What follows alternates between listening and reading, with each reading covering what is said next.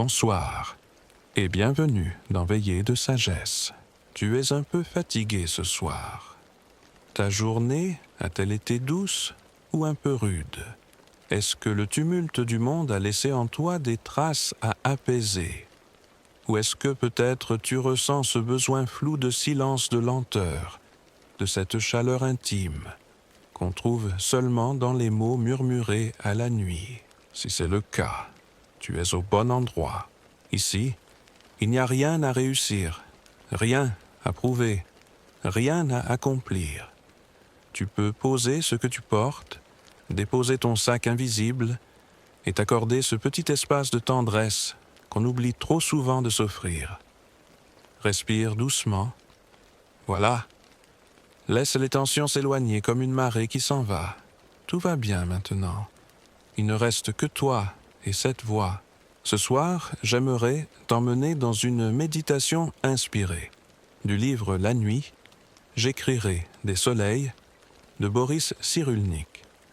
C'est un ouvrage délicat, presque chuchoté lui aussi, qui nous parle de la lumière intérieure, de la résilience, de cette capacité miraculeuse que nous avons, nous les humains, à transformer nos blessures en lucioles et nos silences en langage du cœur. Cyrulnik, dans ce livre, nous rappelle que l'écriture, tout comme la parole, n'est pas simplement un outil de communication. C'est un acte de soin, un geste d'amour que l'on pose sur ses propres plaies. Il nous montre que les mots peuvent éclairer les nuits de l'âme, quand plus rien d'autre ne semble possible. Et moi ce soir, j'aimerais simplement te lire à voix basse cette étoffe-là. Non pas le texte lui-même, mais une méditation tissée dans son esprit, un long murmure de sagesse, un voyage intérieur sans escale. Dis-moi, si tu veux dans les commentaires, à quelle heure tu m'écoutes et d'où? Ce simple détail, tu sais, crée comme un fil invisible entre nous, comme une veillée partagée à distance. Actuellement, je lis depuis Paris, il est 21h25, et j'espère que tu vas bientôt t'endormir avec le cœur un peu plus léger. Et si tu veux recevoir d'autres histoires de ce genre, n'oublie pas de t'abonner à la chaîne. Ce n'est pas une injonction, juste une main tendue, une petite lanterne laissée allumée pour la prochaine fois. Alors, ferme doucement les yeux si tu en as envie. Imagine une enfance comme une page blanche, froissée trop tôt. Un enfant qui ne comprend pas encore les mots, mais sent déjà le froid des regards absents. Un enfant qui voudrait jouer, courir, rire, mais qui apprend bien trop jeune que certains silences sont plus durs que les cris. C'est souvent là que commence la nuit, dit Cyrulnik. Une nuit qui ne s'écrit pas encore. Une nuit qui s'impose. Mais dans cette obscurité, il y a des braises. Parfois, une phrase, un regard, un geste suffit à ranimer la lumière, à souffler sur la cendre. Et l'écriture, oui, l'écriture devient alors ce feu que l'on porte en soi discrètement, obstinément. Quand tout paraît perdu, certains enfants inventent des mondes pour survivre. Ils dessinent, ils chantent, ils racontent. Ils deviennent poètes sans le savoir. Car c'est là dit, Cyrulnik, que surgissent les premiers soleils. Des mots posés comme des lucioles sur l'épaule du silence. On croit parfois que les âmes brisées sont faibles. Mais ce que ce livre murmure, c'est que la vulnérabilité est une force, que chaque faille peut devenir passage, que le trauma n'est pas une fin, mais un début, un commencement fragile, douloureux, incertain, mais un commencement tout de même. Je me souviens d'une phrase du livre, « Ce n'est pas la souffrance qui nous sauve. C'est le sens que nous donnons à cette souffrance. Et ce sens-là, nous ne le trouvons pas seul.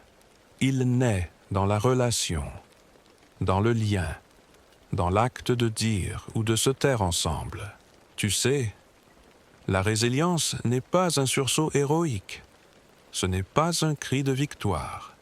C'est une pousse qui germe dans le noir, un frisson d'espoir presque imperceptible. Une écriture qui hésite, tremble, s'interrompt, mais persiste. Et cette persistance déjà est une lumière. Il y a des nuits où l'on croit que rien ne reviendra, que tout est figé. Mais Boris Cyrulnik nous rappelle que le cerveau humain est plastique, qu'il apprend, se répare, se reconfigure, que nos souvenirs eux-mêmes peuvent changer de couleur. Oui, les souvenirs changent, selon le regard qu'on leur porte, selon le récit que l'on décide d'en faire. Et c'est là toute la beauté du processus. On ne guérit pas en effaçant, on guérit en réécrivant, en redonnant un sens, une cohérence, une voix à ce qui jusqu'alors n'était que silence ou chaos. Je sais que certains soirs sont plus lourds que d'autres, que certaines blessures résistent, qu'on a beau respirer, méditer, essayer. Il reste cette part de soi qui tremble. Et c'est normal, profondément normal. Mais même là, au cœur de la nuit la plus dense, il y a ce que Cyrulnik appelle une possibilité de lumière, une écriture intérieure, un soleil latent. Alors ce soir, peut-être, ne cherche pas à comprendre, ne cherche pas à résoudre, juste, sois là, écoute, ressens. Laisse cette voix être pour toi ce que les mots de Cyrulnik ont été pour tant d'autres une présence. Et rappelle-toi ceci, tu n'as pas besoin d'aller mieux pour être digne d'amour. Tu n'as pas besoin d'avoir tout compris pour avancer. Tu n'as pas besoin d'être fort pour être en chemin. Tu as simplement besoin d'être vivant. Et tu l'es. Je suis heureux que tu sois là. Vraiment, prends le temps qu'il te faut et laisse-toi bercer. Il y a dans chaque silence une musique que l'on n'a pas encore apprise à écouter. Une vibration discrète, enfouie comme une voix d'enfance, qu'on aurait oubliée, mais qui continue de murmurer à travers nous. C'est cette voix-là que Boris Cyrulnik tente de rejoindre lorsqu'il parle d'écriture. Il ne parle pas de style ni de beauté littéraire. Il parle d'un geste de réparation, d'un geste sacré. L'écriture, selon lui, est ce fil ténu qui relie l'enfant blessé à l'adulte qui cherche encore. Ce n'est pas une fuite, c'est une rencontre, une manière de dire « je suis là, j'ai mal, mais je parle ». Et dans cet acte de parole même maladroite, même tremblante, il y a déjà quelque chose qui se répare. Tu vois, quand une blessure est trop douloureuse, le cerveau parfois la dissocie. Il la met à distance comme un mécanisme de protection. Mais cette distance devient aussi un éloignement de soi. On vit, on avance, mais quelque chose reste bloqué dans le passé. Et c'est là que le langage vient comme un pont. Il relie le passé au présent.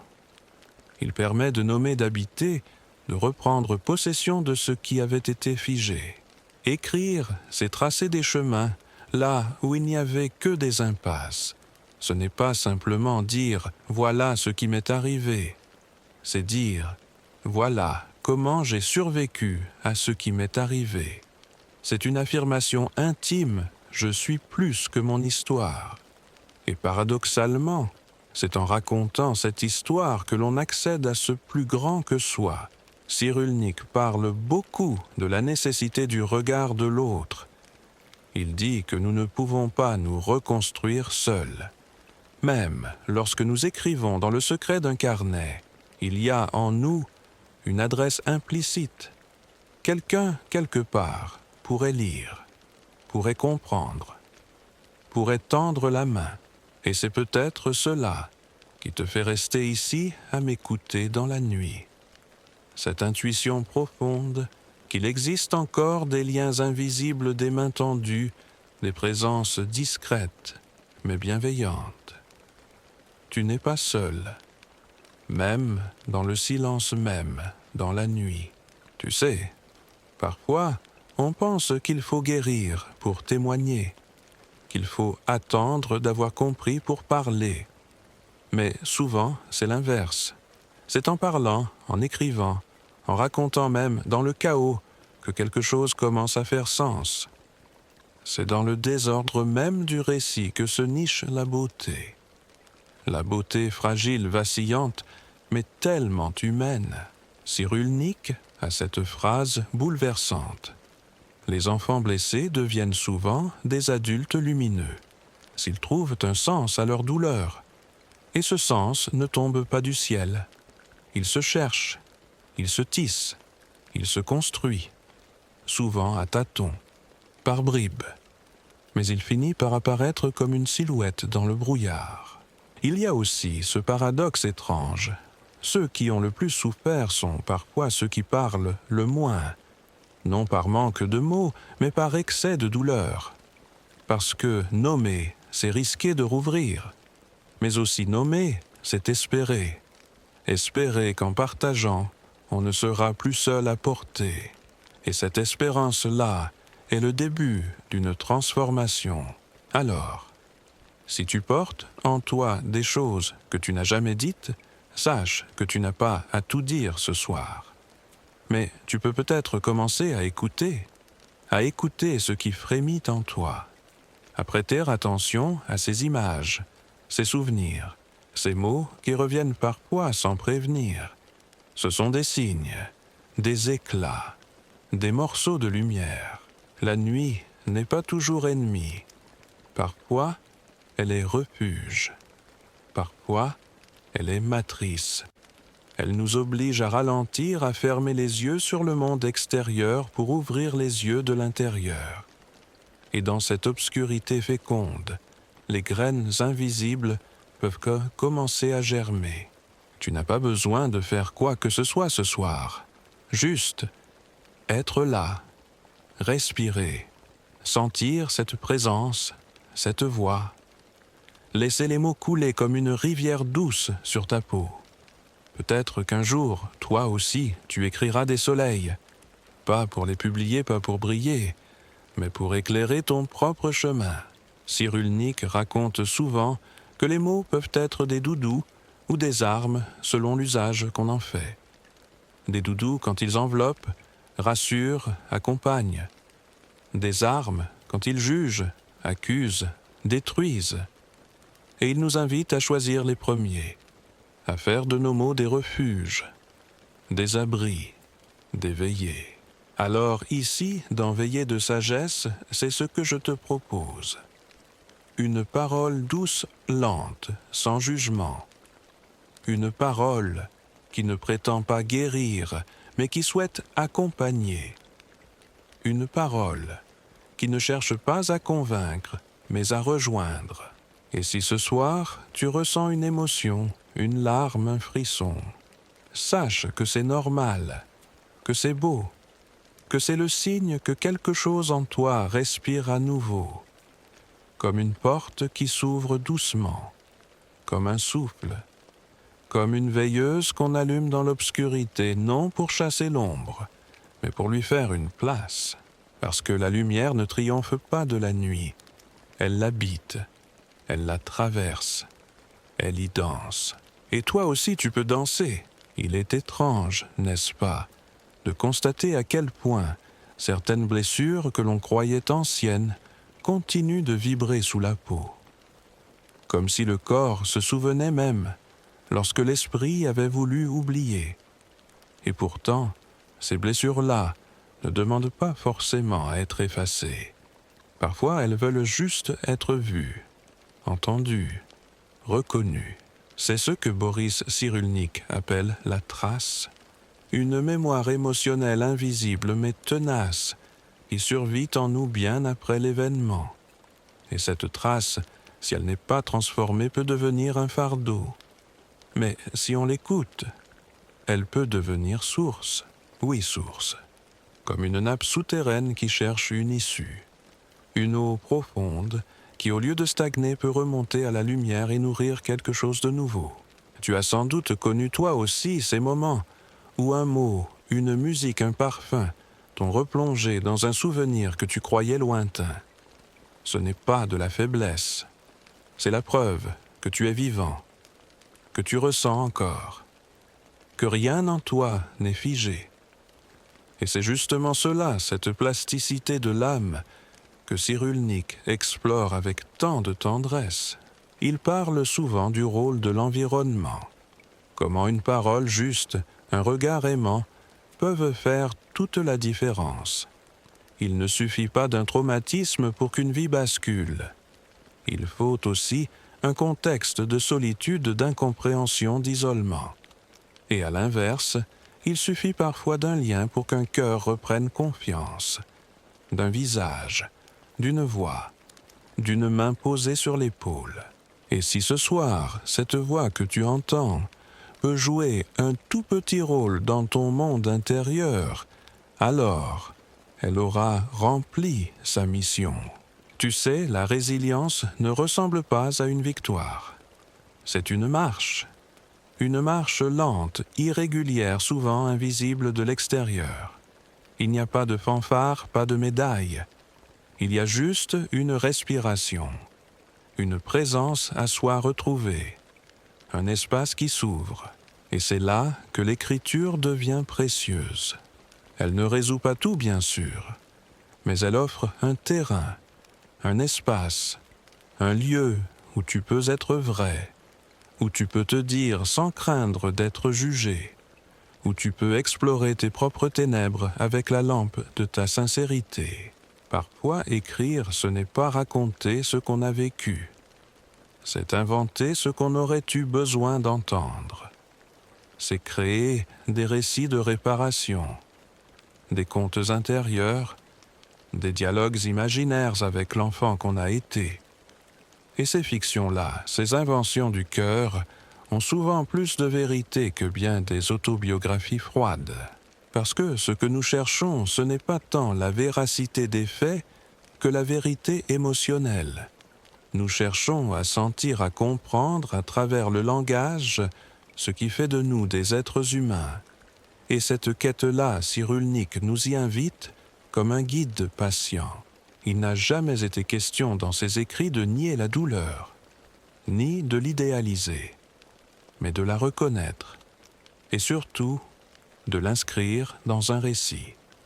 Car une douleur sans récit devient poison, tandis qu'une douleur racontée devient passage. Passage vers une autre version de soi, une version plus vaste, plus habitée, plus consciente. Il arrive que certaines personnes, après avoir traversé l'indicible, deviennent plus attentives, plus justes, plus aimantes.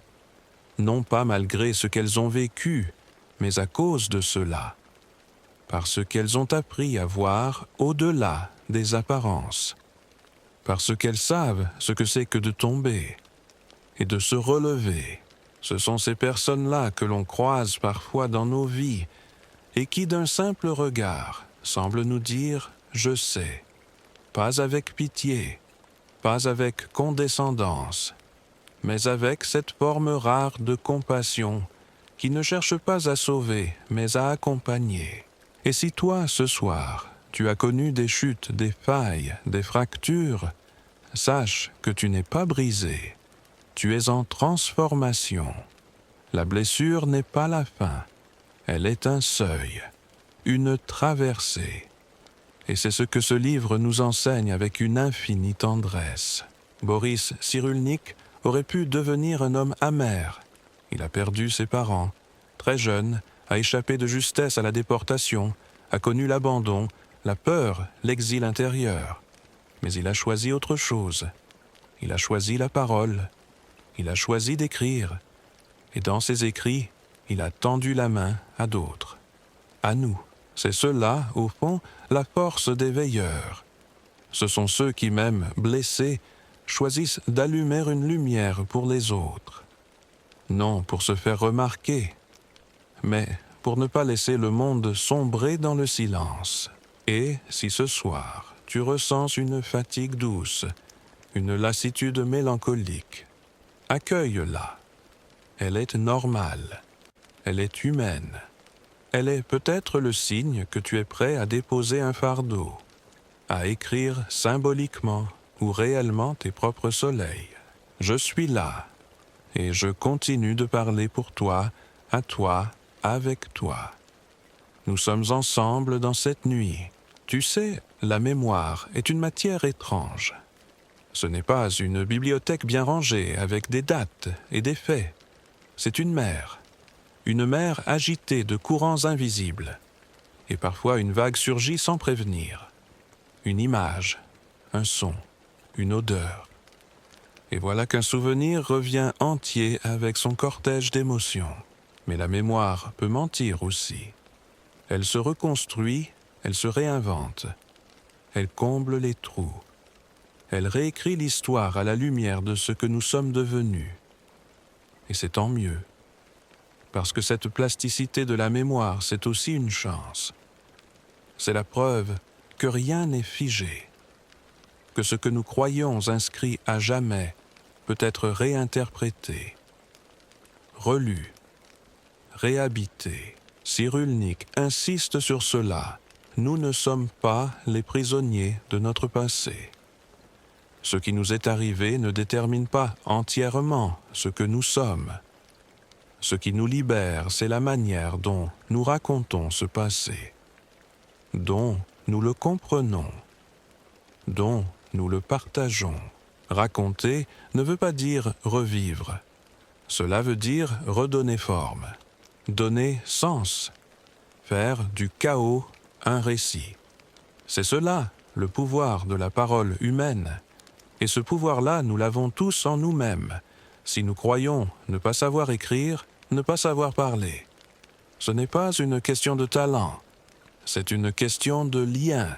Quand tu dis ce que tu ressens, même en balbutiant, tu t'ouvres à toi-même. Tu rends visite à l'enfant en toi. Tu lui offres une présence. Et cette simple présence suffit parfois à raviver la lumière. Il y a dans les mots un effet miroir. Quand tu nommes une douleur, tu la vois autrement. Tu la tiens à distance. Tu deviens sujet. Tu reprends les commandes, même légèrement. Et c'est dans ce léger déplacement que la résilience commence. Cyrulnik parle aussi de la beauté des récits de fiction. Il dit que certains enfants, pour survivre à l'insupportable, inventent des mondes parallèles. Ils se créent un royaume, une forêt magique, un compagnon imaginaire. Et ces fictions, loin d'être des fuites, sont des stratégies de survie, des formes d'intelligence émotionnelle. Alors, même adulte, tu peux écrire ton propre conte, réinventer ton histoire, repeindre les murs du souvenir avec les couleurs que tu choisis. Ce n'est pas de la triche, c'est une manière de reprendre le pouvoir, de te dire « ce n'est pas ce qu'on m'a fait qui me définit, c'est ce que j'en fais aujourd'hui ». Et peut-être que tu n'écriras jamais avec un stylo, peut-être que ton écriture à toi, ce sera un geste, une attention, une façon d'aimer, un regard posé avec délicatesse sur ce que tu croises. Ça aussi, c'est écrire sur la peau du monde. Cyrulnik raconte souvent cette image bouleversante, celle de la main tendue. Il dit que pour qu'un enfant blessé grandisse autrement, il lui faut au moins une main, une seule. Mais cette main doit être vraie, présente, empathique. Elle peut être celle d'un parent, d'un enseignant, d'un inconnu. Ce qui compte, c'est le lien. Et ce soir, à ma manière, j'aimerais être cette main tendue, même à distance, même en silence. Juste pour que tu saches, tu es digne d'amour, tu es digne d'écoute, tu es digne d'apaisement. Il n'y a pas de petits traumas, il n'y a pas de blessures moins graves. Il n'y a que ce que tu ressens. Et ce ressenti mérite d'être entendu, respecté, pris au sérieux. Ce n'est pas un concours de souffrance. C'est une humanité partagée. Parfois, on n'ose pas parler parce qu'on se dit que d'autres ont vécu pire. Mais cela n'aide personne. Ce qui aide, c'est la parole sincère, le récit nu, le moment où tu dis « voilà ce que ça m'a fait, voilà comment je l'ai vécu, voilà ce que j'en porte encore ». Et dans ce dire, il y a déjà une libération. Cyrulnik le dit avec ces mots de scientifique tendre, le cerveau humain est capable de se réparer. Les connexions neuronales peuvent se réorganiser. L'émotion, une fois verbalisée, perd de sa puissance destructrice. C'est prouvé, c'est réel. Et pourtant, ce processus n'est pas mental. Il est aussi corporel. Quand tu racontes ton histoire, ton corps se détend. Ta respiration s'ouvre. Tu retrouves un espace de sécurité intérieure, une maison. Et cette maison, c'est toi. Toi, avec ton histoire, tes failles, tes élans, tes doutes. Toi, dans ta vérité. Toi, dans ta lumière unique. Il n'y a rien à corriger, rien à effacer, seulement à habiter, à accueillir, à aimer.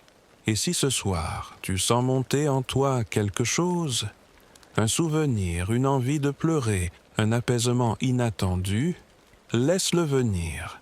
Accueille sans juger. C'est un mouvement naturel, une marée qui revient à la rive. Tu es cette rive et je suis là. Je continue de parler doucement pour que tu te sentes accompagné, pour que tu saches que même dans la nuit, il y a des veilleurs et que tu n'es pas seul à traverser ce que tu traverses. Il y a dans certaines absences un poids plus lourd que la présence. Une chambre vide, une parole qui n'est jamais venue, une main qu'on n'a jamais tenue. Et pourtant, c'est ce vide-là qui occupe tout l'espace. Cyrulnik l'explique avec des mots simples, ce qui ne s'est pas dit, ce qui ne s'est pas fait, ce qui aurait dû être. Laisse une empreinte silencieuse, mais tenace. Et cette empreinte, pour beaucoup, devient une manière d'être. Une manière de se méfier d'attendre, sans attendre, de sourire, sans vraiment s'abandonner. On apprend à vivre avec. On devient fonctionnel. On s'adapte. Mais quelque part, dans un coin du cœur, une partie de nous reste en attente. Une attente sans objet. Une attente d'amour. Là encore, il ne s'agit pas de pathologie. Il s'agit de nous. De cette humanité fragile qui ne se résume pas à des diagnostics. Il s'agit d'une sensibilité, d'une faille, d'un appel. Et cet appel souvent se manifeste dans l'écriture. Pas toujours sous forme de phrases bien construites. Parfois, ce sont des listes, des bouts de phrases, des mots lancés comme des bouteilles à la mer. Et c'est très bien ainsi. Parce que le but n'est pas de produire un texte, mais de se rapprocher de soi. Tu peux écrire sans te relire. Écrire pour respirer, pour déposer, pour démêler. Et même si personne ne lit, ce n'est pas grave. Tu t'es écouté. Tu t'es donné du temps. Tu t'es offert ta propre attention. Et cette attention-là, elle est rare. Elle est précieuse. Cyrulnik parle de la parole comme d'un tissage. Chaque mot, chaque souvenir raconté vient recoudre une déchirure. Pas pour la cacher, mais pour qu'elle fasse partie du vêtement, comme un fil doré sur une étoffe sombre. Ce n'est pas une réparation au sens technique, c'est une œuvre d'art, une couture affective. Et toi aussi tu peux être ce tisserand de toi-même, ce poète discret, ce couturier invisible de ton âme. Tu sais, dans certaines traditions japonaises, quand un bol se brise, on le répare avec de l'or. On ne cherche pas à masquer la fracture, on la sublime. On la célèbre même parce qu'elle témoigne d'une histoire, d'une transformation, d'une beauté acquise dans la blessure. C'est exactement ce que Cyrulnik propose dans sa manière d'envisager le trauma.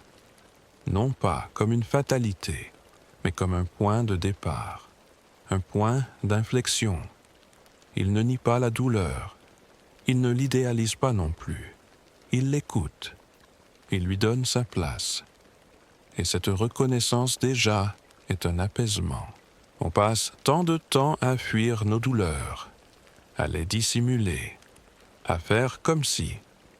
Mais ce soir, je t'invite à faire le contraire, à t'arrêter, à écouter, à accueillir, sans honte, sans peur, avec la lenteur d'un battement de cœur. Tu n'es pas brisé, tu es traversé, et cela déjà change tout. Souvent, on pense qu'il faut se débarrasser de la douleur pour aller mieux, mais parfois, c'est en l'intégrant qu'on devient plus grand, plus riche, plus vrai. C'est ce que Cyrulnik appelle la résilience narrative, la capacité de relire son histoire autrement, d'y injecter du sens, d'y faire entrer la lumière. Même une faible lueur suffit, parce que dans le noir, la plus petite flamme éclaire tout. Tu peux ce soir allumer cette flamme par une pensée, un mot, un souvenir repris autrement, par un simple souffle conscient. Et si tu n'as pas la force d'écrire, ce n'est pas grave. Tu peux simplement écouter, laisser les phrases de cette veillée te traverser comme une pluie fine, douce, bienveillante. Tu n'as rien à faire, juste à être là. Peut-être que tu ressentiras quelque chose, peut-être pas. Les deux sont parfaits. Il n'y a pas de bonne manière de recevoir. Il n'y a que ton rythme, ta vérité, ton chemin. Et si ton cœur est fatigué, je veux que tu saches, tu as le droit de te reposer, de ne pas être fort, de ne pas comprendre, d'être juste là fragile et profondément digne. Tu n'as pas besoin de devenir quelqu'un. Tu es déjà quelqu'un. Et ce quelqu'un mérite douceur, soin, présence. La vie n'est pas une ligne droite. Elle est faite de détours, de silences, de recommencements. Et parfois, ce sont ces recommencements qui contiennent le plus de lumière. Parce qu'ils viennent après la chute, après l'ombre, après le doute. Alors, si tu te relèves en ce moment même, lentement, même péniblement, je t'honore, je te célèbre, parce que chaque pas compte, chaque souffle, chaque instant. Et si tu ne te relèves pas encore, si tu es encore couché dans la nuit, sache que ce n'est pas un échec. C'est une étape, une phase, une nuit fertile, une attente pleine de promesses. Là maintenant, à cet instant précis, tu es en vie, et cela c'est déjà immense. Parfois dans la nuit, on sent quelque chose en soi qui appelle. On ne sait pas bien ce que c'est. Ce n'est pas un cri, ce n'est pas une pensée. C'est plus subtil, plus diffus. Une sorte de frémissement intérieur, comme une étoile qui palpiterait derrière le sternum. Et ce frémissement, Boris Cyrulnik l'entend comme un signe que l'âme cherche sa voix, que quelque chose en nous aspire à se dire. Pas forcément à voix haute, pas forcément pour les autres, mais pour soi, pour redevenir vivant là où l'on s'était figé. Il dit que le trauma n'est pas une condamnation à perpétuité. C'est une fracture dans le fil de la narration, un moment où le récit de soi se brise. Et c'est cela, au fond, qui fait le plus mal, ne plus savoir se raconter. Car l'identité, c'est une histoire qu'on se répète encore et encore. Une histoire qui nous dit qui l'on est, ce que l'on vaut, ce que l'on mérite. Et quand cette histoire est interrompue par la violence, par l'abandon, par la peur, Alors, le silence devient vertige, mais l'écriture même murmurée, même hésitante, peut reprendre ce fil, peut recoudre ce qui avait été défait, pas pour revenir en arrière, mais pour aller plus loin, pour inventer la suite. Tu vois, ce n'est pas une question de style, ce n'est pas une question de grammaire, c'est une question d'amour, de présence, de sincérité. Quand tu écris, tu ne fais pas que poser des mots. Tu t'écoutes, tu te regardes, tu te rejoins. Et parfois, dans cette rencontre intime, quelque chose s'ouvre, une émotion, une larme, un soulagement. C'est comme si d'un coup quelqu'un t'avait enfin entendu. Et ce quelqu'un, c'est toi. Cyrulnik évoque souvent ces moments de bascule, ces instants discrets où un regard, un geste, une parole vient tout changer. Ce n'est pas spectaculaire, ce n'est pas théâtral, c'est juste humain. Un enseignant qui croit en toi, une amie qui te dit que tu es important, un inconnu qui t'écoute vraiment. Et tout à coup, la douleur se fissure, un peu de lumière entre, et tu te dis peut-être que je vaux quelque chose, peut-être que je mérite d'exister. C'est cette graine-là que l'écriture peut arroser, cette possibilité d'un autre regard sur soi, plus doux, plus vrai. Et toi, ce soir, même si tu ne te sens pas encore prête à écrire, tu peux commencer par imaginer. Imaginer ce que serait ton histoire si tu pouvais la réécrire. Pas pour falsifier, mais pour réenchanter. Tu peux imaginer un toi plus libre, plus apaisé. Tu peux visualiser un avenir où la douleur ne gouverne plus, où le passé ne dicte plus chaque geste. Tu peux rêver même à voix basse, même tout seul dans ton lit. Et ce rêve déjà est une forme d'écriture. Cyrulnik nous dit que la résilience n'est pas un retour à l'état d'avant. C'est une métamorphose. On ne devient pas ce qu'on était. On devient autre chose. Quelque chose de nouveau. Quelque chose de plus vaste. Et cette nouveauté, cette expansion passe par le langage, par l'image, par le souffle. C'est pour cela que je te parle ce soir. Non pour t'enseigner, mais pour t'accompagner, pour t'aider à écouter ce que ton propre cœur murmure. Peut-être que tu as passé des années à t'oublier, à faire semblant, à porter des masques, à répondre aux attentes. Mais ce soir, tu peux enlever tout cela, juste pour un moment, juste ici, juste maintenant. Tu peux redevenir nu, vrai, fragile, et savoir que cela suffit, que cela est beau. Nous avons tous des endroits blessés en nous, des lieux qu'on évite, des souvenirs qu'on contourne. Mais ces lieux-là sont aussi ceux où peut naître la lumière. Pas une lumière qui nie la douleur, une lumière qui la traverse. C'est ce que font les poètes. C'est ce que fait Cyrulnik. Il met des mots là où la langue manquait. Il crée un espace pour que l'inexprimable puisse respirer. Et dans cet espace, quelque chose renaît. Alors prends ce temps pour toi. Laisse les mots venir. Ou le silence. Les deux sont justes. Les deux sont nécessaires. Et souviens-toi, tu n'as rien à prouver, rien à réussir, tu as juste à être. Et cela, c'est déjà immense. Il y a quelque chose d'étrangement doux dans le fait de s'autoriser à ne pas aller bien, à ne pas avoir de réponse, à ne pas être capable ce soir de donner un sens à tout ce que l'on porte. Et pourtant, même dans cette confusion, quelque chose veille en nous. Une partie discrète, une voix basse, une mémoire du cœur. Ce quelque chose, Boris Cyrulnik l'appelle la force de vie.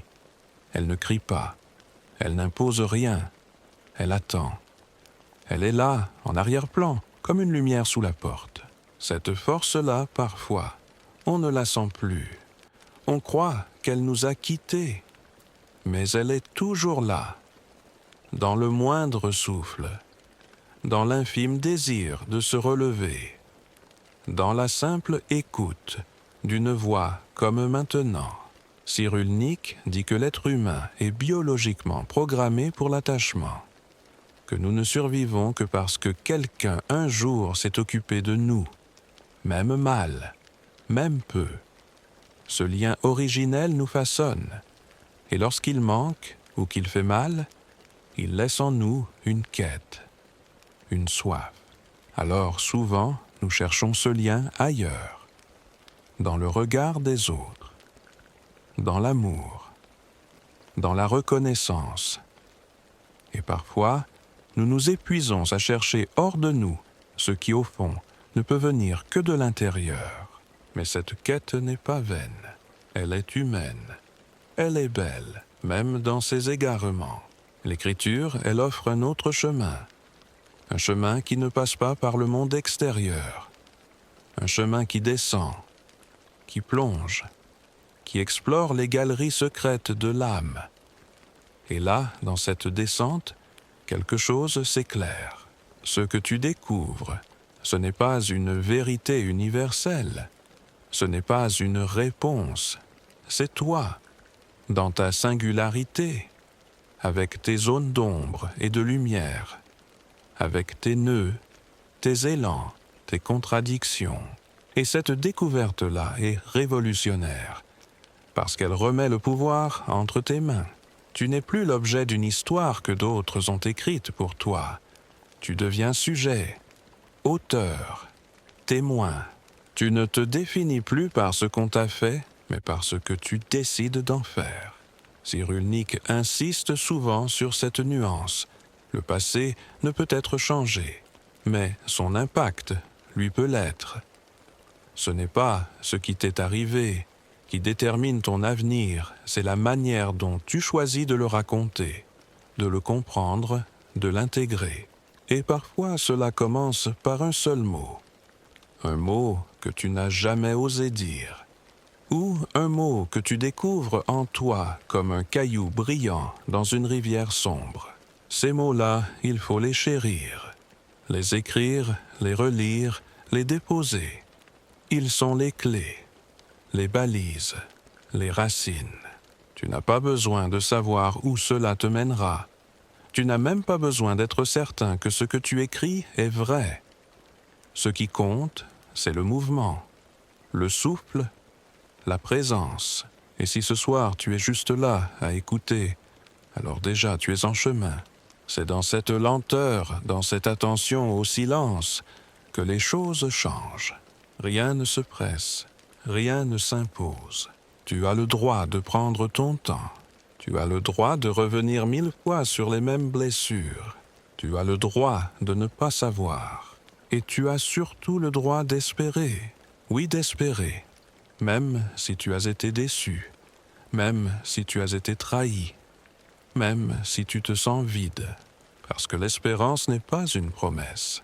C'est un geste, un choix, un acte de foi en la vie même minuscule, même vacillant.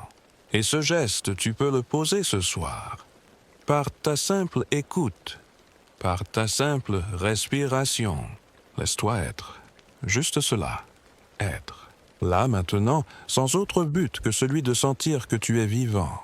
Et moi, je continue de parler pour toi, pour que tu n'aies pas à chercher les mots, pour que tu puisses simplement te laisser porter. Comme si je t'écrivais une lettre que tu n'as jamais reçue. Une lettre qui dirait « Je te vois, je t'entends, je t'accueille ». Certains soirs, on aimerait pouvoir tout poser.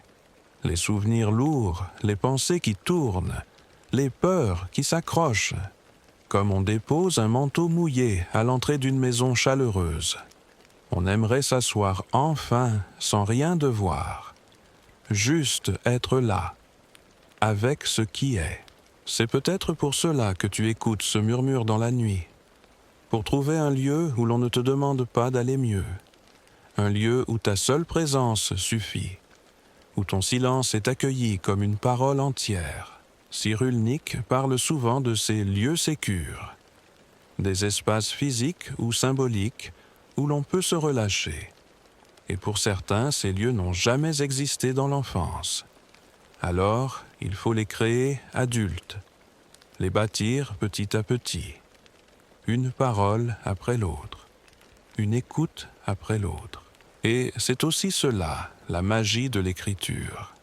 Elle peut devenir ce lieu, ce refuge intérieur, un endroit sans jugement, sans performance, où tu peux dire « voilà ce que je ressens », même si c'est confus, même si c'est contradictoire, même si tu ne comprends pas tout. Il n'y a pas d'émotion illégitime, il n'y a pas de réaction exagérée, il n'y a que ce que tu vis, et ce vécu mérite d'être regardé avec douceur. Parfois, ce regard doux, il faut commencer par se l'offrir soi-même, même si c'est difficile, même si on a appris le contraire, même si l'on croit ne pas le mériter. Alors commence petit, par un mot de tendresse intérieure, par une main posée sur le cœur, par une respiration lente. Tu n'as rien à réparer ce soir, tu n'as rien à prouver, juste sois avec toi. Cyrulnik dit que l'enfant qui n'a pas été aimé comme il en avait besoin grandit souvent avec un vide, et que ce vide, il peut le remplir de 1000 manières, par la réussite, par la fuite, par la colère, par l'humour. Mais au fond, ce qu'il cherche, c'est un contact, une chaleur, un lien. Et ce lien, il peut se créer dans la parole, dans la lecture, dans l'écoute. Dans cette veillée, peut-être tu sens poindre ce lien, fragile, inattendu, mais réel. Tu n'as pas besoin de tout comprendre pour être touché. Tu n'as pas besoin de tout analyser pour ressentir. Il suffit parfois de quelques mots justes, d'une voix paisible pour que quelque chose se relâche. Et ce relâchement même infime est déjà un pas vers toi. Tu sais, l'un des plus beaux cadeaux que l'on puisse se faire, c'est celui de la patience. La patience envers soi. La patience envers nos lenteurs, nos retours en arrière, nos hésitations. Le chemin vers soi n'est pas une autoroute. C'est un sentier. Il serpente. Il traverse des forêts sombres, des clairières inattendues. Et parfois, il faut s'arrêter simplement pour écouter le vent dans les branches. C'est ce que nous faisons ici. Nous nous arrêtons, nous respirons, nous écoutons. Et dans cet arrêt, le monde intérieur peut doucement se réorganiser. Les émotions trouvent leur place. Les pensées s'apaisent. Le cœur s'ouvre, ne serait-ce qu'un peu. C'est cela, le miracle discret de l'écoute bienveillante. Et peut-être, en m'écoutant, tu t'écoutes toi-même. Peut-être que ma voix t'aide à rejoindre ta propre voix, celle que tu avais oubliée, celle que tu avais mise de côté, celle que petit à petit tu retrouves. Et cette voix-là, elle a des choses à te dire. Elle n'est pas bruyante, elle ne s'impose pas, mais elle sait. Elle connaît tes blessures, tes désirs, tes rêves abandonnés. Et elle t'attend. Elle te dit, tu peux revenir à toi. Il n'est jamais trop tard pour commencer à s'aimer. Il n'est jamais trop tard pour réécrire l'histoire, même si tu ne sais pas comment, même si tu as peur, même si tu crois ne pas y arriver. L'écriture de l'âme ne suit aucun plan. Elle surgit quand tu es prêt. Elle se déploie à ton rythme. Elle te surprend. Et un jour, tu regardes en arrière et tu vois le chemin parcouru. Tu vois les soleils que tu as écrits sans t'en rendre compte. Tu vois les mots que tu as semés dans la nuit et qui maintenant éclairent ton présent. Et tu comprends que tu n'étais jamais perdu. Tu étais juste en chemin. Il y a des jours où l'on ne sait plus très bien d'où l'on vient, ni où l'on va. On se lève, on fait des gestes, on traverse les heures, mais à l'intérieur, quelque chose reste en suspens, comme un livre entr'ouvert dont on aurait oublié l'histoire, comme si la mémoire de soi s'était endormie quelque part loin derrière les paupières. Et pourtant, elle est toujours là. Cyrulnik parle souvent de ces identités qui se reconstruisent. Il explique que même après de lourds traumatismes, même après des pertes, des effondrements, l'être humain peut redevenir sujet, peut se redéfinir, peut choisir de porter un autre regard sur lui-même.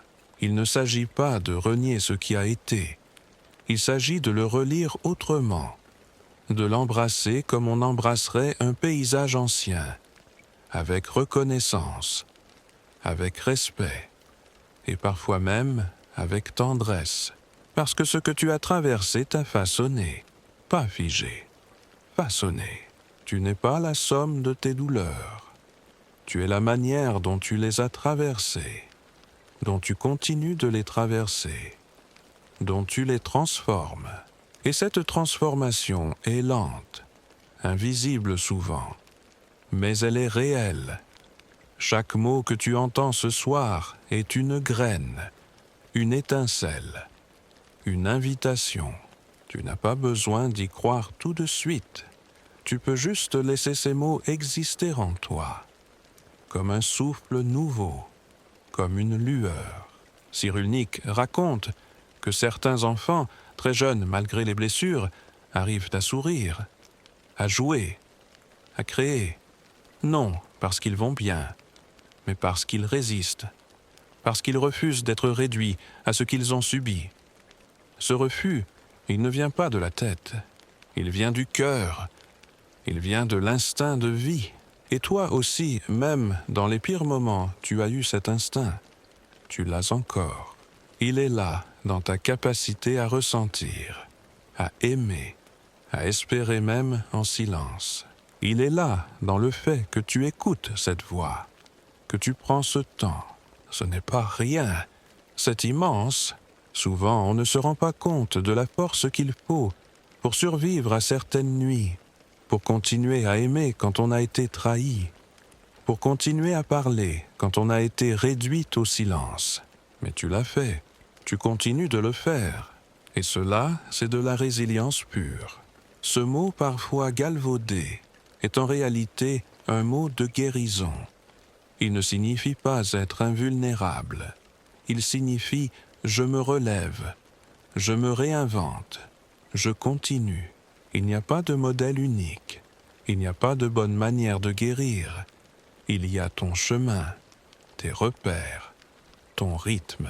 Et ce chemin, même si tu ne le vois pas encore, est déjà en toi.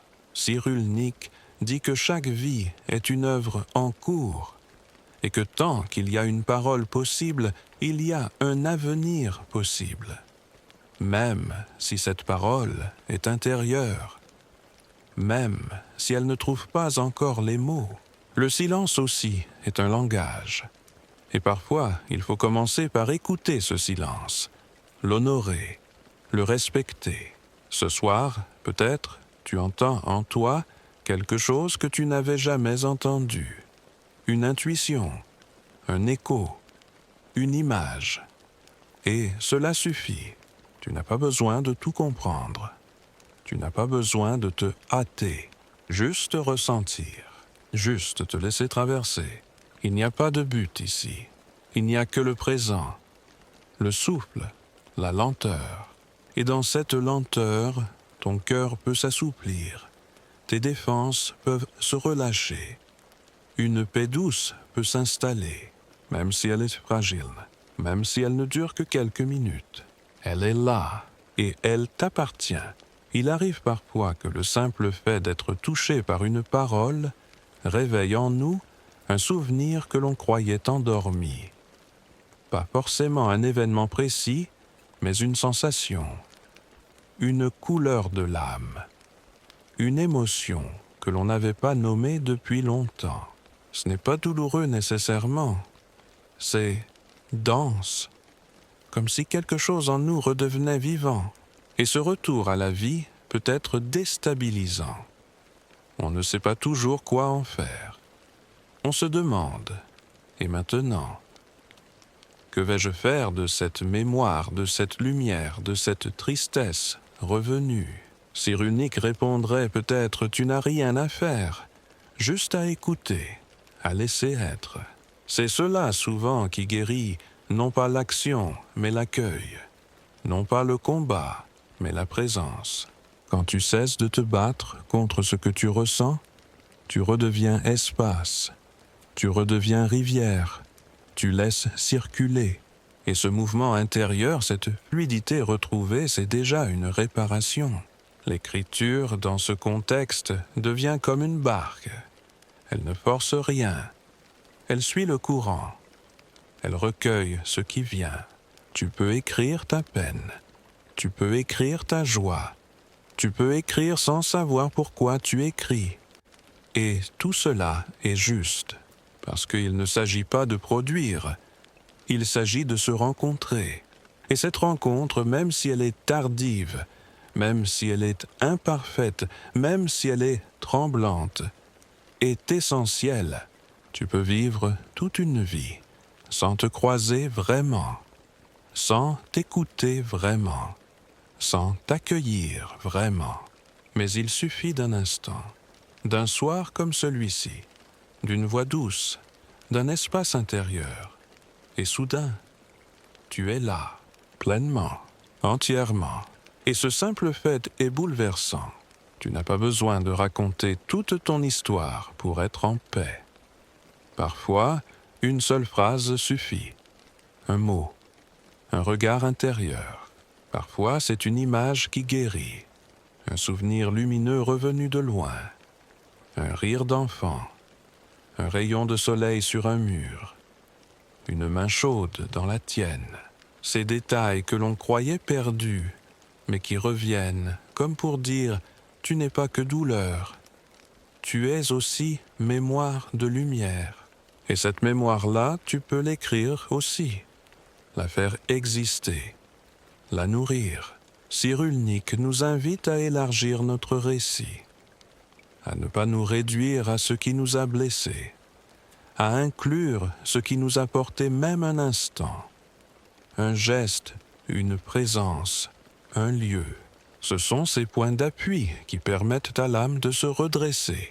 Et tu en as, même si tu les as oubliés, même s'ils semblent insignifiants. Rappelle-toi, il suffit parfois d'un mot pour qu'une vie bascule vers plus de tendresse. Et si ce mot ne t'a jamais été dit, tu peux te le dire toi-même.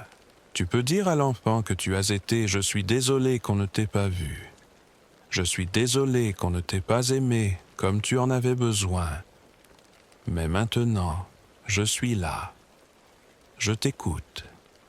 Je t'accueille.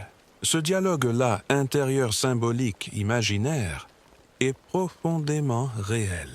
Il peut transformer ton rapport au monde. Parce qu'à partir de là, tu n'attends plus tout de l'extérieur.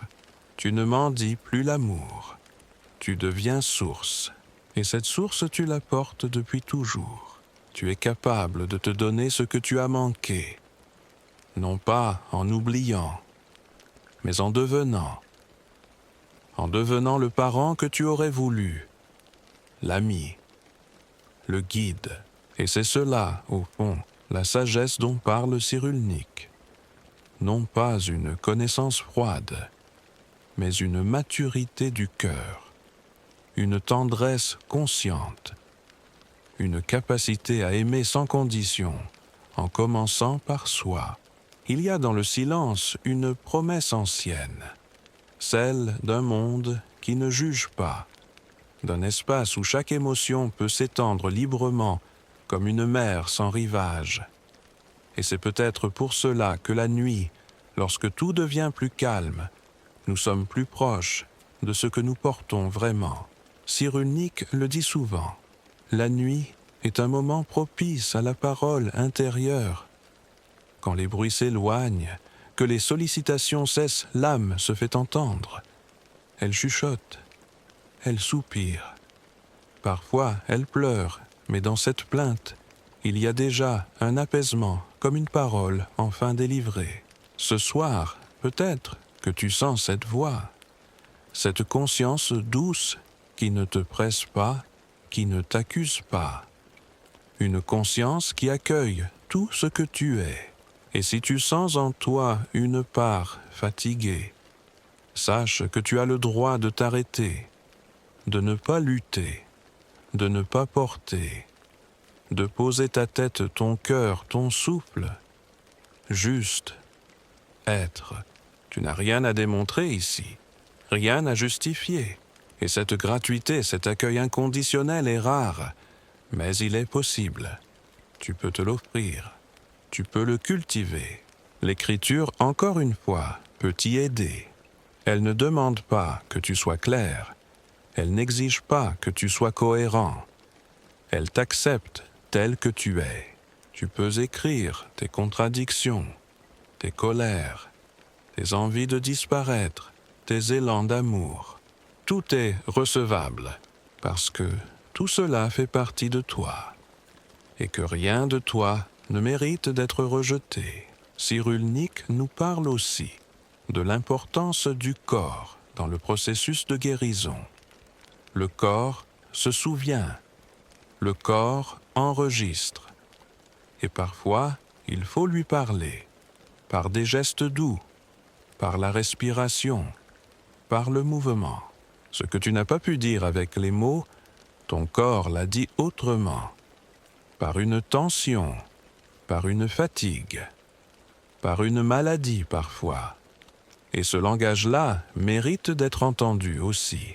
Alors ce soir, peut-être tu peux poser une main sur ton ventre, sentir ta respiration, être là pour toi, non pas comme un devoir, mais comme une caresse. Tu n'as pas à forcer quoi que ce soit. Tu peux juste être là, écouter, te laisser bercer. Et si des larmes montent, laisse-les couler. Elles sont sages. Elles savent ce que toi, parfois, tu ignores encore. Elles nettoient. Elles ouvrent. Elles disent « Je suis vivant. Je sens encore. Je suis en mouvement. » Et ce mouvement, aussi discret soit-il, est précieux. Il signifie que quelque chose en toi ne renonce pas, que même après toutes les tempêtes, même après toutes les absences, tu continues d'avancer. Cyrulnik insiste sur ce point. La résilience, ce n'est pas le déni.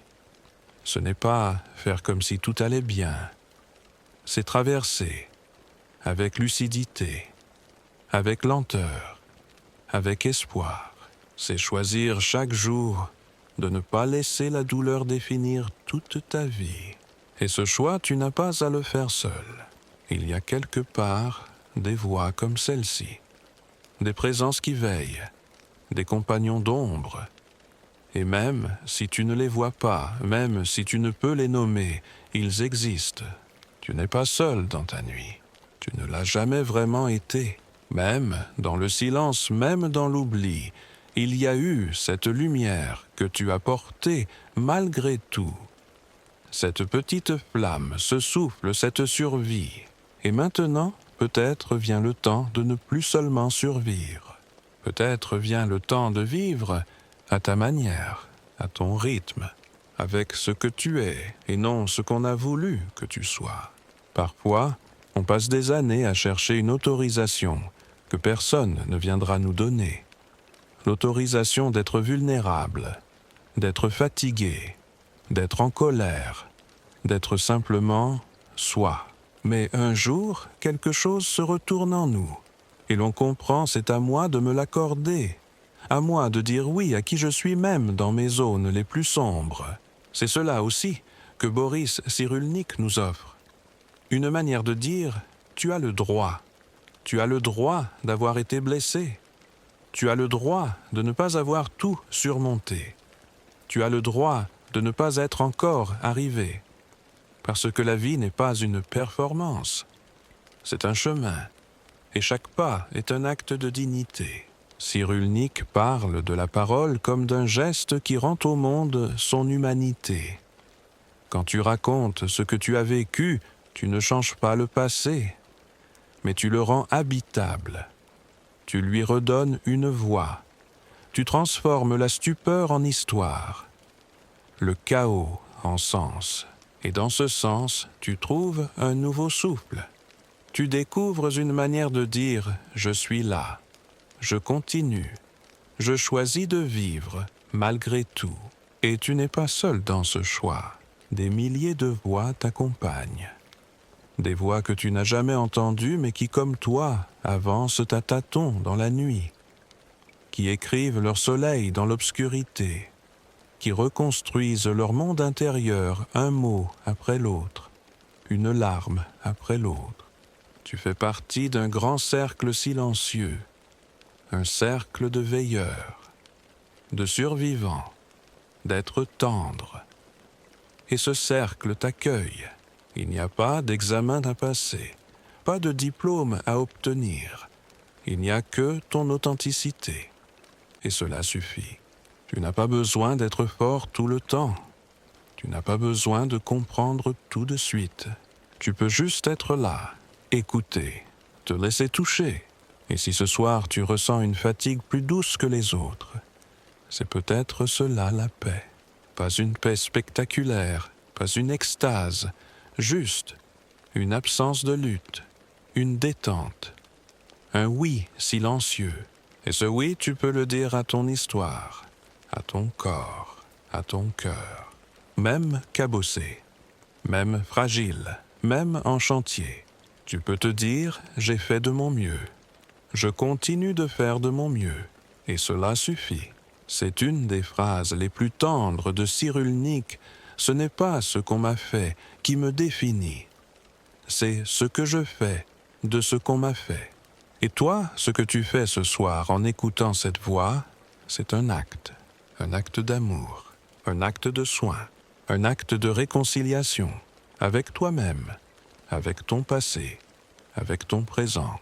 Tu peux poser les armes. Tu peux laisser tomber les masques. Personne ne te regarde ici. Personne ne t'évalue. Tu peux t'allonger. Tu peux fermer les yeux. Tu peux soupirer. Et dans ce soupir, tout recommence. Il y a une forme de beauté dans le fait de continuer malgré tout. Même quand tout semble figé. Même quand l'espoir est mince. Même quand les jours se ressemblent, continuez de respirer, de sentir, de tendre l'oreille à la moindre étincelle. Boris Cyrulnik nous rappelle que cette capacité à survivre, à inventer, à transformer, n'est pas réservée à quelques êtres exceptionnels. Elle est en chacun de nous, inscrite dans nos cellules, dans notre mémoire affective, dans notre silence aussi. Et ce soir, tu la sens peut-être, cette force douce. Elle ne crie pas, elle n'impose rien, mais elle est là, présente, profonde. Elle te dit, tu es capable de renaître, encore et encore, pas en effaçant le passé, mais en le traversant, en le réécrivant. Tu n'es pas condamné à rejouer indéfiniment les mêmes douleurs. Tu peux ouvrir une autre porte, suivre un autre chemin, imaginer un autre récit. Et parfois, cela commence par un tout petit geste, une phrase écrite sur un carnet, un mot dit à voix basse, un souvenir regardé avec tendresse. C'est fragile, c'est incertain, mais c'est vivant. Cyrulnik parle de ces moments de résurgence. Quand une personne longtemps plongée dans le silence trouve enfin un espace pour dire. Et ce moment-là, il le compare à une naissance symbolique, un surgissement. Et c'est peut-être ce qui se passe pour toi en ce moment. Quelque chose en toi veut naître à nouveau. Tu n'as pas besoin de savoir comment. Tu peux juste accueillir le frémissement. Et dans ce frémissement, il y a un monde. Le monde que tu portes depuis toujours. Celui que tu as parfois oublié. Celui qui attend que tu lui rendes la parole. Ce n'est pas une urgence. Ce n'est pas un devoir. C'est une invitation, comme une porte entr'ouverte, comme une lumière au fond du couloir. Tu n'as pas besoin de courir, tu peux marcher lentement, ou t'arrêter, ou simplement regarder. Et cela suffit. Tu es en chemin même immobile, parce que ton cœur lui continue de chercher. Et cette recherche est déjà une preuve d'amour. Il y a un moment souvent où l'on cesse de chercher des réponses, non par abandon, mais par maturation, comme si à force de vouloir tout comprendre, tout maîtriser, on avait oublié l'essentiel ressentir. Et ce soir, peut-être, tu ressens plus que d'habitude. Pas de grande révélation, juste une présence, une écoute, une sensation d'être avec toi-même. Cyrulnik dit que le langage ne guérit pas tout, mais qu'il ouvre la voie. Il crée une structure autour du chaos. Il transforme une blessure brute en histoire symbolique. Il donne forme. Et dans cette forme, l'émotion peut enfin circuler. C'est pour cela que l'écriture même maladroite, même incomplète, est si précieuse. Elle donne une forme à l'informulé. Elle trace une frontière douce entre le dedans et le dehors. Elle fait exister ce qui n'avait pas encore de nom, et toi, ce que tu ressens ce soir. Cela peut être attendu longtemps pour être entendu. Il n'est jamais trop tard pour accueillir, même si le passé semble lointain, même si la douleur semble ancienne. Elle est encore là parce qu'elle a besoin d'un espace, d'un regard, d'une chaleur.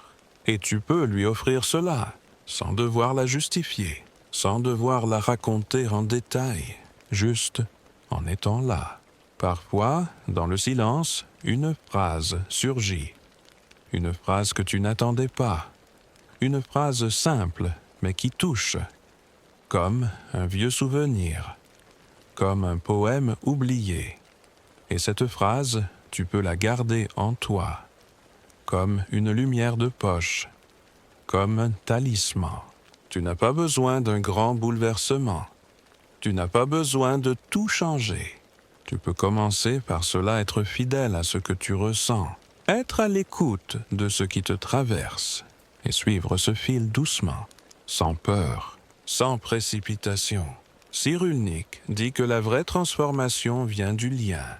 Le lien à soi, le lien à l'autre, le lien à la mémoire aussi. Et ce lien ce soir se tisse ici dans le silence de cette veillée. Tu n'es pas seul à écouter. D'autres ailleurs, dans d'autres nuits, entendent aussi, ressentent aussi, s'ouvrent aussi. Il y a une fraternité invisible entre ceux qui cherchent la paix intérieure. Et tu fais partie de cette famille silencieuse. Pas besoin de nom, pas besoin de visage. Juste une présence partagée, une humanité commune, un même souffle. Et ce souffle, tu peux le sentir maintenant. Inspirer, expirer. Tu es là, et c'est suffisant. Il est temps, peut-être, de refermer doucement ce voyage intérieur. Pas de le clore, non. Juste de le laisser reposer comme on laisse reposer une pâte, une encre, une émotion. Il ne s'agit pas d'en finir. Il s'agit de laisser vivre ce qui a été éveillé. Ce soir, tu as peut-être touché quelque chose de toi que tu n'avais pas visité depuis longtemps. Une mémoire, une douceur, une question. Et tout cela, tu peux le garder près de toi, comme un objet précieux, comme un souffle tranquille. Tu n'as rien à faire maintenant, rien à décider, juste à respirer, juste à sentir que tu existes, que tu as le droit d'être là, avec tout ce que tu es et tout ce que tu deviens. Cyrulnik nous rappelle que la résilience est un processus vivant, jamais linéaire, jamais parfait. C'est une danse avec la lumière et l'ombre, une oscillation, une humanité en mouvement. Et ce mouvement, tu l'as senti ce soir. Tu as marché dans le silence, tu as écouté, tu as peut-être pleuré, tu as peut-être souri, Mais surtout, tu es resté. Tu es resté avec toi-même. Et cela, c'est un acte de courage profond, un acte d'amour aussi, parce qu'il est si facile de se fuir, de se distraire, de se perdre dans les voies extérieures. Et pourtant, ce soir, tu as choisi l'intime, l'écoute, la lenteur. Et moi, humblement, je t'ai accompagné. De ma voix, j'ai tenté de t'entourer comme on entoure un feu fragile, avec respect, avec tendresse, avec attention. Et maintenant que le feu baisse un peu, que la veillée touche à sa fin, je veux te dire merci. Merci pour ta présence. Merci pour ta confiance. Merci d'avoir ouvert cet espace avec moi. Tu n'as pas besoin de retenir tous les mots. Tu n'as pas besoin de te souvenir. Ce qui devait toucher t'a déjà touché. Ce qui devait naître est déjà en toi. Et cette semence, tu peux la laisser grandir à son rythme. Il n'y a rien à forcer. Tu peux dormir maintenant. Tu peux t'abandonner au repos. Tu peux fermer les yeux et savoir qu'une partie de toi veille encore. Une partie qui sait, qui aime, qui espère. Et si un jour tu as envie d'écrire, je te le souhaite. Mais même si tu ne le fais pas, sache que tu as déjà commencé. Par ton écoute, par ta sensibilité, par ton silence habité. Actuellement, je lis depuis Paris. Il est 21h25. Et j'espère que tu vas bientôt t'endormir, avec le cœur un peu plus léger. Et si tu veux que d'autres veillées t'accompagnent, tu peux t'abonner à cette chaîne. Mais sans pression, sans injonction. Juste si cela te fait du bien. Pour l'instant, ce que je te souhaite, c'est une paix douce, une nuit enveloppante, un sommeil réparateur. Et demain tu verras. Mais ce soir, bonne nuit. Dors bien. Je suis là et je veille encore un peu.